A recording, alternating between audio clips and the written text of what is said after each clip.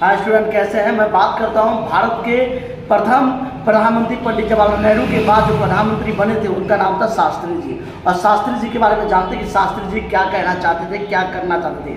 बहुत गरीब परिवार से थे, किसान थे पिताजी, और माता जी जो थी वो गृहिणी थी। फिर बात करते हैं जो जय जवान जय किसान का नारा दिया था, इन्होंने देश को आज़ाद कराने में विशेष सहयोग दिया है। क्योंकि जब भारत पाकिस्तान का 1965 में लड़ाई हुआ था उस टाइम में भारत मुसीबतों से चल रहा था, क्योंकि खाद्यान्न संकट बेकार हो गए थे, किसान लोगों के पास उपजाने की शक्ति नहीं थी, क्योंकि बाढ़ आ गया था, अकाल आ गया था, देश में भूखमरी आ गई थी और जवान लोग भूखे पेट लड़ रहे थे।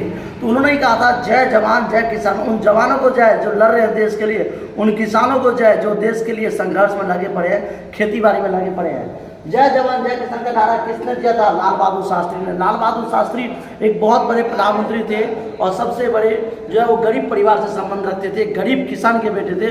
फिर भी उन्होंने संघर्ष किया, देश को 65 की लड़ाई में जीत दिलाई। बात करते लाल बहादुर शास्त्री जी का जन्म कब हुआ था?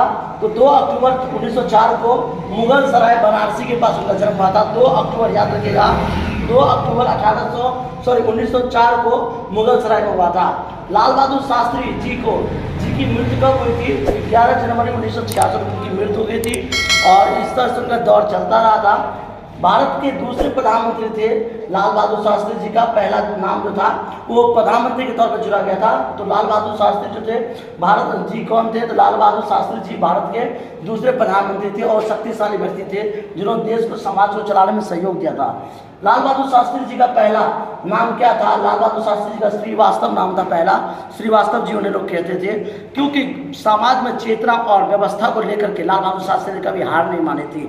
जब ताशकंद में 1966 में वो भारत पाकिस्तान की जो युद्ध हुआ था 65 में, उन्हें एकता कराने के लिए गए थे। उसी टाइम में उन्हें जहर खिला के कहते जो मार दिया गया था। एक होटल में रहस्य नाम में मौत हो गई थी जो अब तक किसी को पता नहीं चला था।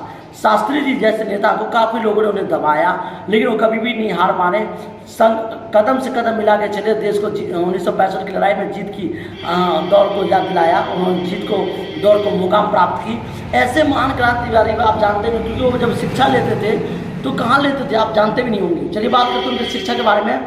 काफ़ी ज़्यादा तक उन्होंने शिक्षा प्राप्त की थी। एक गरीब के बेटे थे, इसी कारण उनके गांव में लाइट नहीं हुआ करता था और जब वो बैठते थे तो वो बैठते थे एक रेड लाइट के नीचे बैठते थे जहाँ पे रात के टाइम में लाइट जला था, वहाँ पे वो पढ़ते थे। पढ़ाई लिखा करके एक देश के मुकामी प्रधानमंत्री बने, रेल मंत्री के तौर पर तीसरे बने थे। पहला जो था वो जॉन मथाई था, याद रखिएगा जॉन मथाई था।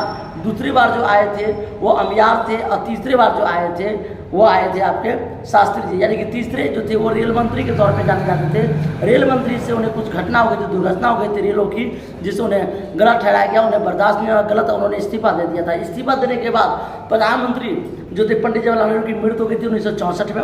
64 के बाद शास्त्री आ गए और 64 से लेकर 66 तक शास्त्री जी का शासन रहा। 66 में इनकी मौत हो गई थी। उनके बाद इंदिरा गांधी का दौर चालू हो जाता है, जो कि हम आगे वीडियो में जानेंगे। लेकिन शास्त्री जी ने संघर्ष चेतना को बढ़ावा दिया, जय जवान जय किसान का नारा दिया। संघर्ष के आधार पर उन्होंने भारत के लिए जीत हासिल की। थैंक यू, जय हिंद, जय भारत। मिलते हैं नेक्स्ट वीडियो में।